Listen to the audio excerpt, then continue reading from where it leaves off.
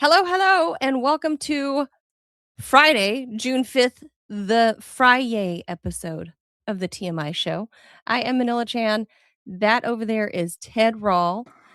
You are tuned into the TMI Show, Ted Manila Information Show, and Robbie, with a side of Robbie.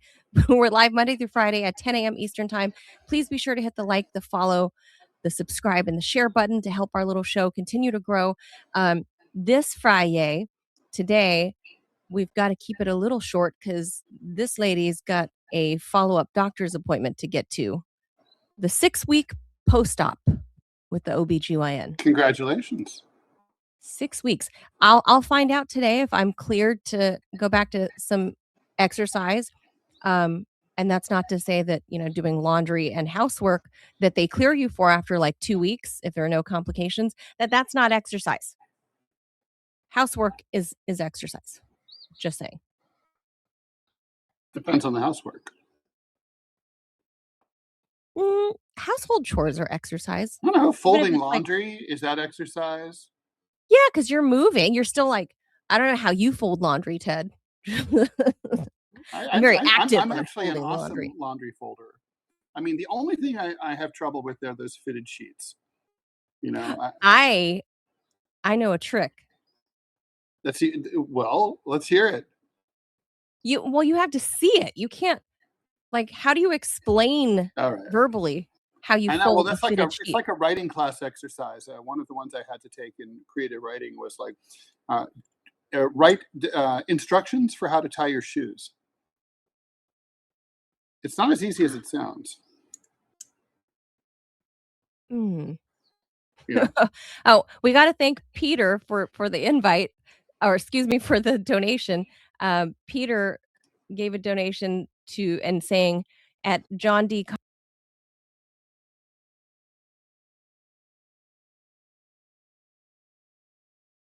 Rockefeller, calling Ted a liberal is an insult. That's true. Ted is not a liberal. No. Ted is a full-blown commie. That's true. No. So unabashed. I'm a leftist. I'm not a liberal. We're not the same. Yeah. Especially not with today's DNC. So that is a good catch, Peter. Yeah. There is a distinction and there is a difference in today's party, I will say. Because I used to be like what I used to consider a progressive, not a hardcore leftist, but progressive. And then the party kept moving. And I was like, but wait, I'm still here. Yeah, that's how that is. Yeah. Yeah. Rough. And now I'm stuck in this unsexy middle of the road that's like, my values have always been here. But okay. Well, a lot of Americans feel that way. Yeah. So we got to get moving because we got to leave at 10:40. I think that's about as much time as I need. Yeah, we got. So we're hopping to that. So let's Jaws. And if you guys are wondering why it might look a little fuzzy, the feed is because we had to go back after yesterday's debacle and Robbie's nasty gram to the Rumble people for Rumble Studio. We have to go back to taking the feed from Twitter, routing the Twitter feed through Rumble. And so it's basically going through 2 cloud services before you're getting it. So I look better fuzzy. In fact, I think I looked really good yesterday with the black screen. It's like the soft focus feature when Barbara Walters, when she founded The View and back when she used to be on, everybody else was like, HD was like a new thing. And when the camera went to Babs, it was like all soft focus, soft lighting. It was all blurry. Yeah, there's a famously an REM album where the band decided to make fun of the record company PR department by putting on the cover of the album a picture of Michael Stipe, and it's like with the caption, "They airbrushed my face." Well, so this is our version of poor man's soft focus because, Barbara Walters was loaded. All right, let's go. All right. And Ted, in honor of June being Pride Month, Mm. You got to keep. It's a whole month, you know. Like, So does don't that know. mean it's like the other 11 months are shame months? Probably. Mm-hmm. So, in Those are the honor of 11 months for the rest of us. Like, that's right. In honor of Pride Month, this is a Scott Bessent story because I contend that he is the toughest gay dude in Washington. Wait, do you think he's actually, you know, putts from the He's rough? out of the Or... closet. Wait, Scott He's Bessent out is of the gay? closet. Scott Bessent is gay. Really? I didn't know that. Couldn't you tell? I mean, how pretty he is, how coiffed his hair is, how well dressed he is. He's totally out of the closet gay. I've never focused on this issue. Yeah, no, he's out of the closet gay. And as Robbie and I have discussed before, he looks like Max Headroom. Robbie and I have discussed this before. Trump has the gayest administration. Yep. Well, he brags about it. He says he has the most pro-gay, pro-sodomite administration in American history, which is true. He doesn't say the sodomite part, but he does Well, brag about having the gayest administration, Well, and it's true. It's fitting, because of Israel, they are going to be having a massive pride event on the shores of the Dead Sea by where Sodom and Gomorrah used to exist. Yes, this is true. So as a middle finger to God, they are having yeah. On the shores of on the shores of the Dead Sea, they are having the largest gay pride event in the region's history. Oh, at the Dead Sea. The irony is not lost on me. No, so with luck, God will remind them about the very first celebration that was unleashed by Him back in Genesis, and let's just remind them that God is not mocked. But if that doesn't, they do know what happened with Sodom and Gomorrah, right? Bobby, is that going to make you question your doubt your faith and think like, well, so wait, this happened before, and then like that happened, but now it's not this happening again. It's not happening. Yeah. If the same thing's happening, you should get the same action. No, Iron Dome, Ted. Yeah. Iron Dome shall protect. No, what it shows is that God is more forgiving than I am. Or do you think that's true? Or do you think God's just getting more chill as in his old age? No, I think he's just gathering receipts and he's just waiting, and he'll just pour that extra measure of wrath on their heads at the end. Well, at any rate, Scott Bessent is out of the closet, gay, clearly. and part of why the administration, like, it's not even a humble brag. They brag about being the gayest administration, and it is true. Richard Grenell, hello. All right, let's get to the story. All right. Okay, so why am I saying this? That he's the toughest gay man in Washington, you might wonder. So you guys know Washington politics is many things. Subtle ain't one of them. Treasury Secretary Scott Bessent found himself before Congress this week answering reports that he had threatened to punch Bill Pulte, the controversial Trump administration official. He's already in the administration that's nominated to become the next director of national intelligence, has generated bipartisan skepticism. Bessent's response was immediate. It was very clear. All the reports were wrong. He said, I did not say I was going to punch him. I said I was going to kick his ass. This is, mind you, this is like, it's like formal in the show notes, we'll call it, right? Like, this is what Scott Bessent said. I didn't say I was going to punch him. I said I was going to kick his ass. Bill Pulte, who, by the way, is the worst looking 38-year-old I've ever seen in Washington.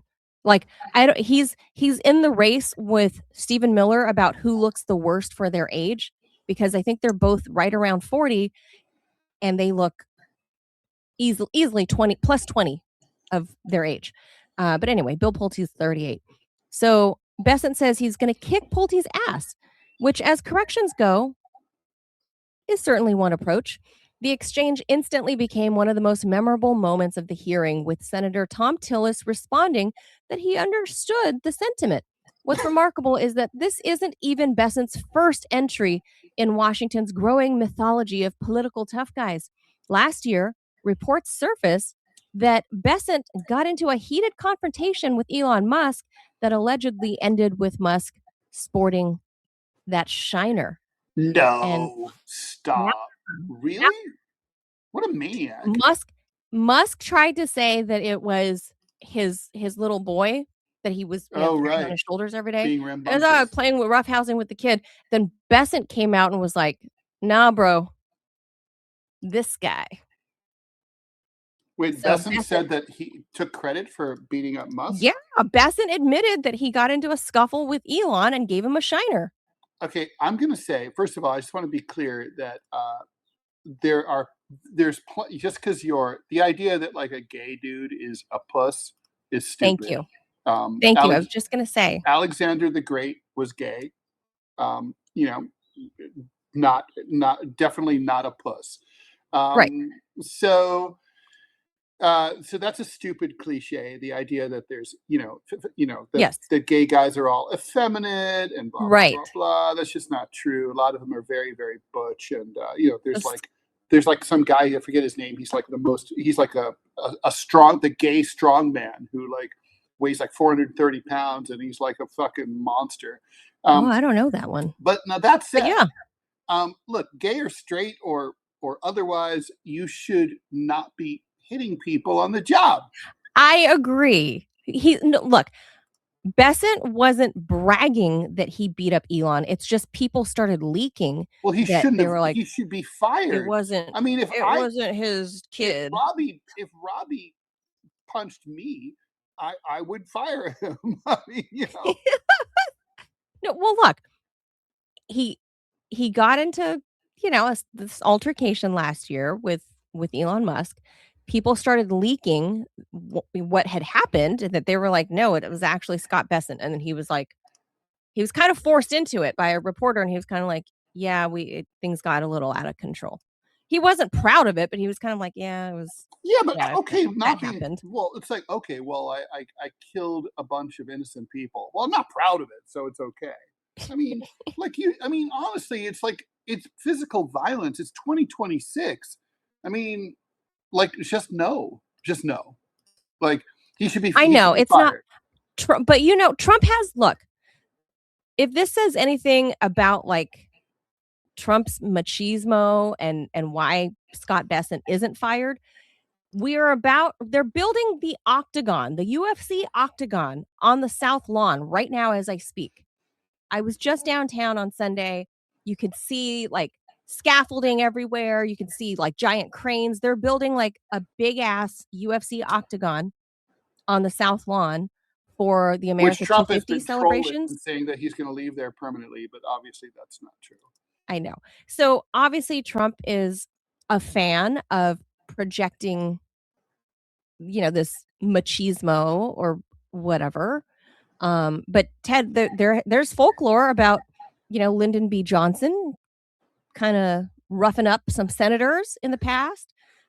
Teddy Roosevelt challenging people to fistfights.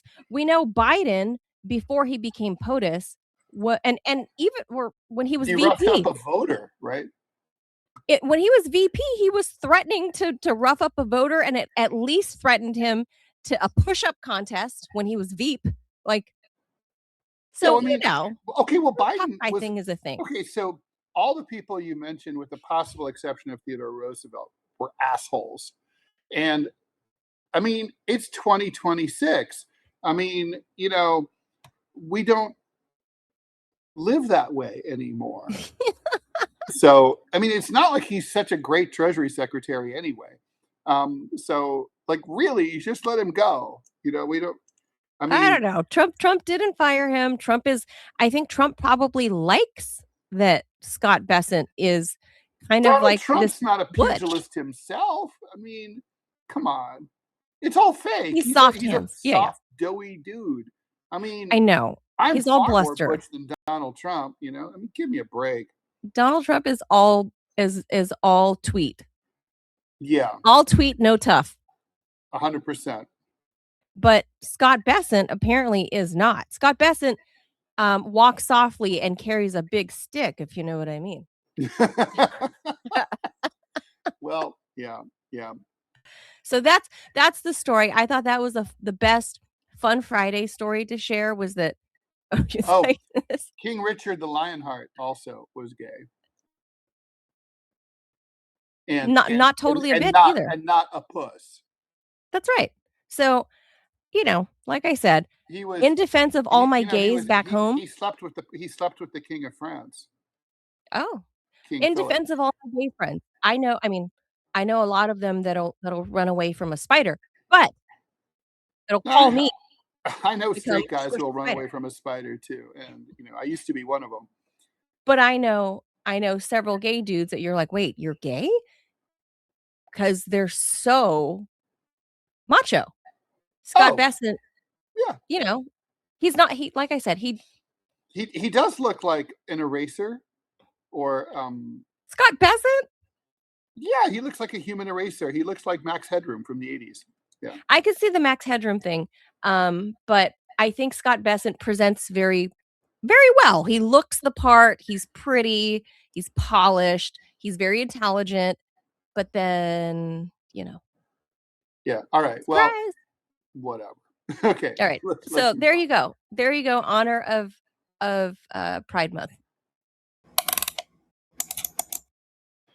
All right, just when you thought the list of things trying to kill you was stabilizing, a flesh-eating parasite has returned to the U.S. for the first time in nearly 60 years. Officials have officially confirmed a case of New World Screwworm in a calf in South Texas. It's the first time we've seen that fucker since 1966. The adult fly lays eggs in open wounds. When those eggs hatch, hundreds of larvae burrow into your living flesh and start to feed on you from the inside out. If untreated, the infestation can kill livestock and other warm-blooded animals. In other words, non-Republicans. Nature has once again proven that employs writers far more creative than Hollywood. The discovery has cattle ranchers on edge because screwworm outbreaks can devastate your herd, reduce beef production, and drive up prices at the grocery store. However, there is a plan.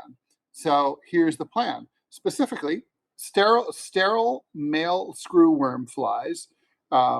That's what they're going to release. Because female screwworms mate only once, a successful encounter with a sterile male effectively ends her family line before it ever gets a chance to begin. This is a pest control program that sounds strange, but it has been done before. That's how the U.S. eradicated screwworm back in the 60s. For now, officials are establishing quarantines and urging ranchers to be vigilant. So flesh-eating parasites are go.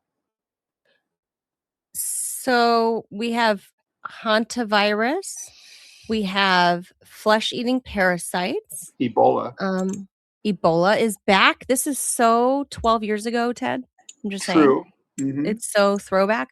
And long COVID, which is currently affecting 10 million Americans.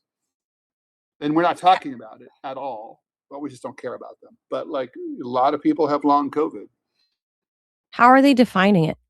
Yeah, I think it's like I think basically it's just a certain set of symptoms like foggy brain fog, poor memory, lack of energy. Basically, you're just like your ass is dragging all the time. Well, I just had a kid and I'm all those things. Yeah, but you don't have long what's COVID. The difference? Well, you might have long COVID, but I don't think you have long COVID. You're probably more energetic right here on the show than most people with long COVID could be. Well, this is 2026 and we have not I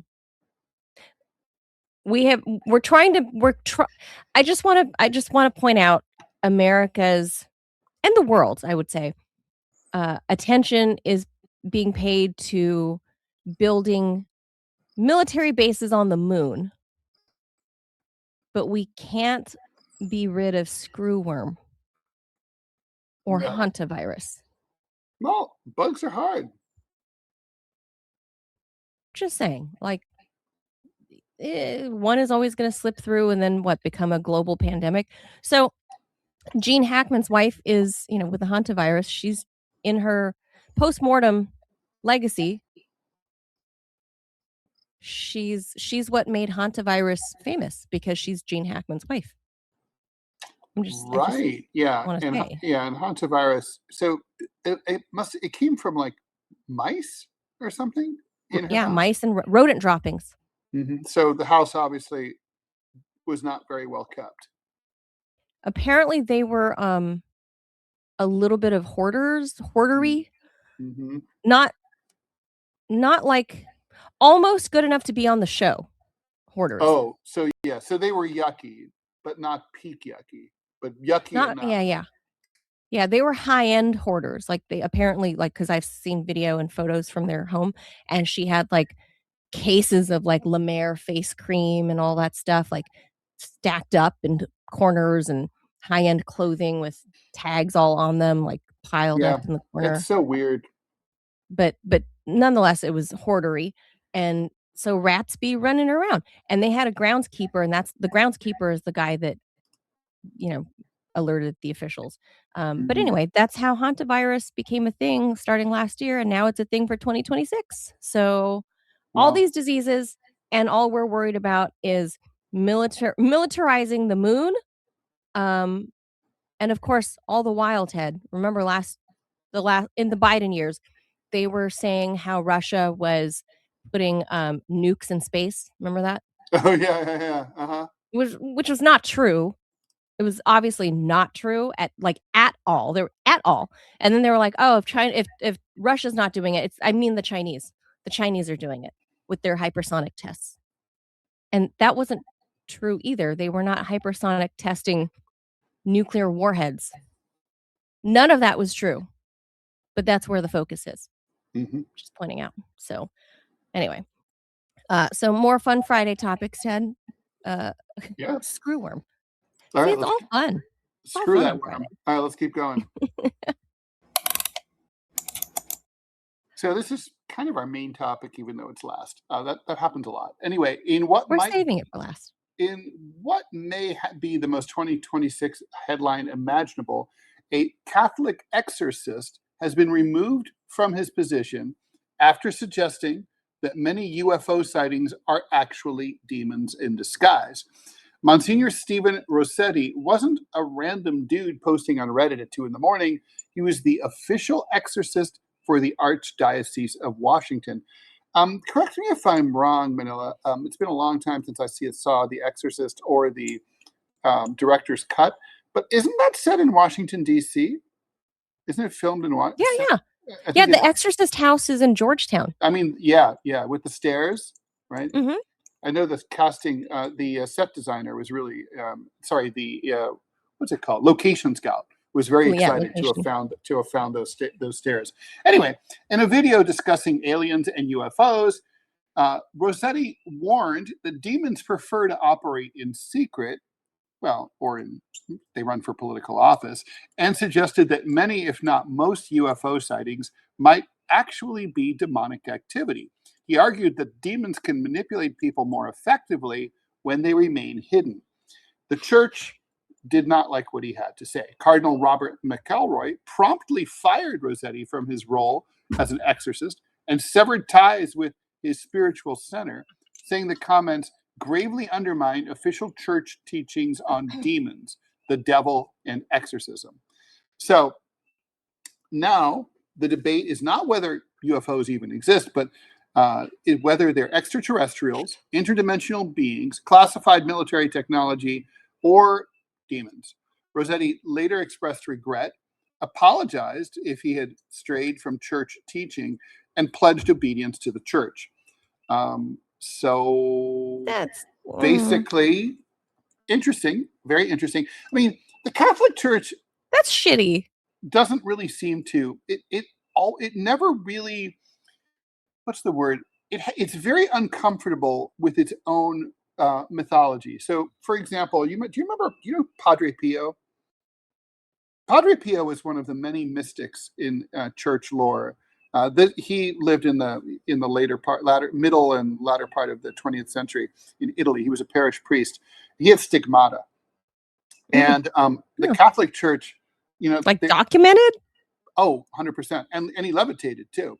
And people would come to see him from all over the world, and they claimed I couldn't walk. Now I could walk after Padre Pio. I touched Padre Pio's vestments. It was a big thing.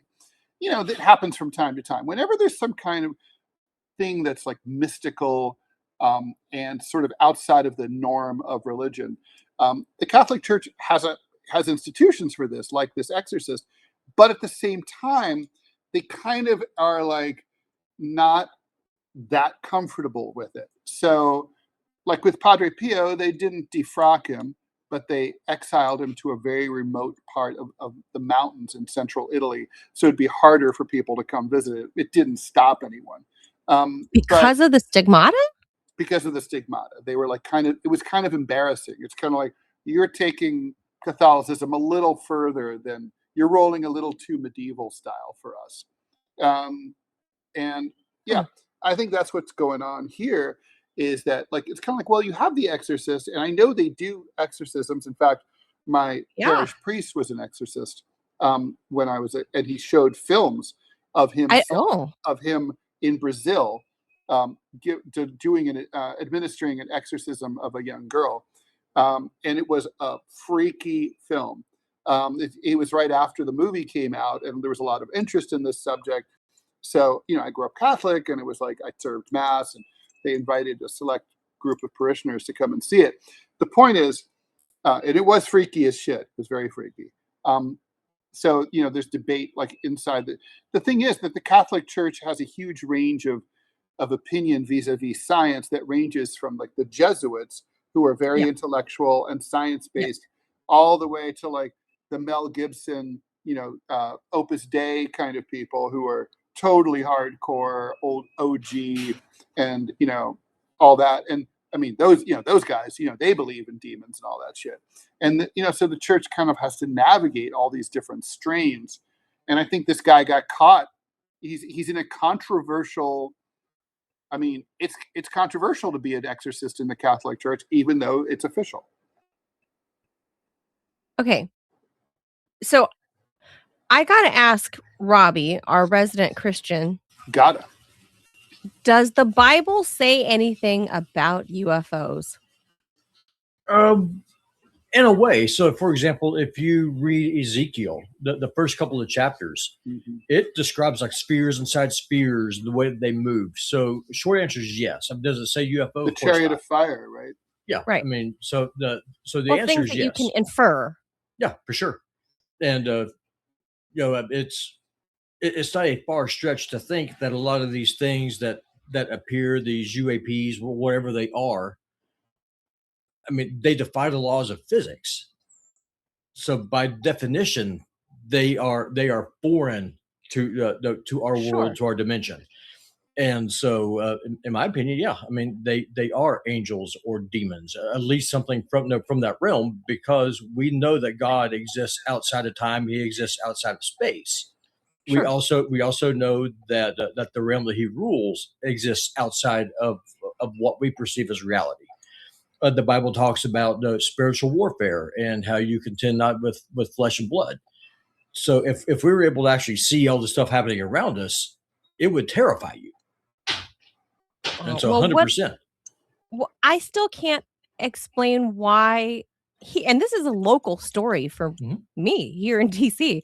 Why would they fire this priest for making comments about UFOs? Like, I don't understand, like, why. I don't think they fired him as a priest, by the way. I think they fired him from his role as an exorcist. But I mean, still, it's because the Catholic Church is apostate. I mean, that's why it's a. I mean, no, Ted, you yourself say you talk to a priest. Thinking, right? Oh, 100% it is, because it's more and more like a touchy-feely, more of a humanist. Open borders, kumbaya, let's build a fire. It's become and less John Paul. Yeah, and less about what it is, about actual, forget the schism. Let's go back to theology, though, because I think that's more interesting. So wait, so the church is, so there's nothing in the Bible that precludes life on other planets, right? There's nothing in the Bible that says not discussed other planets. No, it's just not in there. So. Yeah. So, I mean, basically, it's like God created the universe, right? Obviously, there's if UFOs come from other galaxies or whatever, other distant stars, there's nothing counter to that. The idea that like there could be beings that are from other planets is not counter to Scripture, is it? No, not at all. Matter of fact, I mean, no, death was always meant to be a stranger to humans. We're supposed to breed fruitful and multiply and then never die. So what happens on the earth when the earth starts getting crowded? Well, obviously you go someplace else. And so I mean, it's no, there's nothing in the Bible that says that that there's not anything else out there. It says the exact opposite. It talks about a realm that we cannot see. It talks about life that we do not understand. Well, a lot of people could read into that, and then so connecting it to this particular priest, like, okay, he's fired from his job as an exorcist. I don't know if he's, been banned from the church here in DC and they sent him off somewhere else. I don't know. But I don't see the controversy of why he would be fired if the Bible suggests that demons because the Catholic Church can doesn't be because the Catholic Church corporately doesn't believe the Bible. They don't believe their history. They don't believe that. How many Catholic priests that are out there believe that Jesus is God, God in flesh, born of a virgin, died, rose again on the third? How many actually believe it? We have Ted's testimony where his priest says, "I don't believe this." So then, how many priests are there that are like that? And then, how many of those priests are pedophiles who are doing things that the Bible actually condemns them to death for? Well, the Catholic Church is apostate. It is an apostate church. Setting that aside, so in Catholic teaching, right, a demon is a fallen angel that rejected God, and I think, I wasn't there when this guy got canned, but I suspect that basically the narrative that the UFOs are demons would go like they would view that as confusing the laity, as saying like, okay, but these are fallen angels. And fallen angels who have rejected God are not flying around in these spheres. How do we know?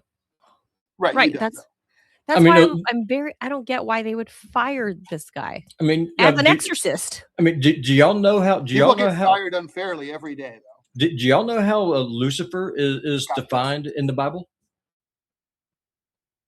Defined or described? Defined and described, both. Yeah, it's the most beautiful of all of the angels. An angel of light. Mm-hmm. Yes, that's the name. Yeah. And so he was a chief musician. The way that he's described, I mean, he is not a human being. Like, he has a face that's kind of described like the way it's described, kind of the face of an ox, and he was the chief musician. I mean, he is not a humanoid being. Well, yeah, I mean, I think that's kind of true. It makes sense, like that evil would come disguised as good, and would be beautiful. I mean, it's sort of like the way famously they said, "Oh, when fascism comes to Britain, it'll come wearing wearing a bowler hat." And I said, like, when fascism comes to the United States, they'll be wearing a baseball cap, and it did. Yeah. And that's, I mean, it's sort of like because otherwise it wouldn't work if you showed up as like this hideous 1980s horror movie demon. Everyone would be like, "Fuck that guy! I'm killing him." I mean, but to the point, and there is a reason I'm going with this, is that the reason why I say this guy was punished is because, like me, he believes what he's saying. If you're a part of an apostate organization that rejects your founding history, your founding documents, you can't have that. Yeah, because then you're the other. Whether the Catholic Church is evil or not, I didn't say it's evil. I didn't say it's evil. I said it's apostate. Okay, apostate within as an institution overall. Correct. The point is that like all institutions make mistakes, do other things right, and this could just simply be a poor personnel decision. Like Scott Pelley getting fired by Barry Weiss was. I just think it's a shitty thing that they would fire him. That was a foolish thing to do. Yeah. Well, I mean, the Catholic Church, I mean, the Catholics the world over need to have a good long look in the mirror and say, what are we going to be? Are we going to believe that the church is the bride of Christ, that these things are real? Or are we a Lions Club that gets together, talks funny, rubs our beads, and then goes about on our merry way and be a charitable organization? They swing the thing with the smoke. You gotta have your incense. They don't all do that. But that's OG. But that's a conversation that the Catholics need to have. And then they need to start asking themselves, why do they keep Somebody getting these should horrible ask popes? Somebody should ask Pope Leo, who is the first American pope, to comment on that, because I've never, I mean, it's never On what, occurred to me. demons? Yeah, on demons and UFOs. Like, why is this guy fired from his, like, what does being an exorcist have to do with him commenting on UFOs and demons? Like, Look, why? setting aside the apostate aspect, let me just say, can you imagine the kind of uptight people who are in the hierarchy of the Catholic Church, or for that matter, any yes. major institution of any kind, but especially there? Can you imagine some of the dipshits who work there? And like that's his boss, right? So Yeah, I know. obviously, by the way, the International Space Station is apparently undergoing air leaks, which is not good. And bad. the astronauts, They're about to retire that thing. have been ordered to shelter in place in preparation for. Well, they kind of have to, right? Repairing it, yeah. Where are they going to go? Yeah, they can go somewhere else. Right? They can just stick bubblegum over the leak or They duct can tape. hop They'll on be the fine. UFO with the demon UFO and be like, bye. See, and this is, I guess, why we need a moon base, Ted. Well, it wouldn't. You still have to get With down the to demons. The moon base. You'd have, unless you're like Sandra Bullock in Gravity, and you're like jumping from one thing to the other. This is Friday is, I don't know what happens on Fridays, but like there's some weird ass shit out there, like this, like getting fired from your job from the role, this strange doing your role for doing, like speaking on the. I don't even know what. A to lot call of it. people think that, and I'm one of them. I gotta go. I think demonic possession is probably more psychosomatic than anything else. In many cases, right? Where I think that. But is think it the majority possible of that mentally ill aliens people are demons? Pardon? Is it possible that aliens are demons? I mean, you have to say there's a possibility, right? Well, they're obviously not human. That's why, and so if the term alien means, why fire the dude? Yeah, I mean, they're obviously aliens. By definition, they're aliens. They're not from here. Good point. So well, they're aliens. The question is, are they demons? And then the other question is, what is a demon? Like all demons are aliens, but not all aliens are demons? Correct. Like an SAT question here? Wait, all aliens slurps are slurps? No, all aliens are all demons are aliens. All demons are aliens, but not all aliens are demons? Correct. So there you go. This weird Friday conversation, because I got to run. Thank you for our theological discussion for today. Yes, it's just a weird, I don't know. It's just Ted's a fascinating topic. And Ted is still ducking me about the flood. This is 2 weeks now. Ted Rall. Don't worry. I'm trying to let you gracefully, since you're going to be destroyed. I'm just. Oh my God. Gracefully let you out, but if you don't want, if you insist on a final epic confrontation, I have no problem at all with public humiliation. Oh well, some people pay good money for that. We got to keep this one short because I got to run and see if I get the blessing to work out and work off this last stone. Kizzy's mom and sister are here in Kalispell. So be busy. It's her sister's very first time ever coming here. Wow. Yeah. Well, she'll like it. Wow. It's great. I'm glad her mom is well enough to travel. I had a reminder in the middle of the night last night of my visit to Kalispell, where I got bitten by a tick, and I got in the middle of the night. I realized I had something on my foot, and the bottom of my foot. I've never heard of such a thing. Was it a spider? Ted says it's a tick. But you had a tick on the bottom of your foot? Yeah. All right. We got to leave this there on the weird demon UFO conversation because I got to run. Adios, amigos. Bye, guys. Finishing up my first week back, and it's nice to be back with everybody. It's good to have you back. So we'll be back on Monday. Yes, we will. Yes, we will.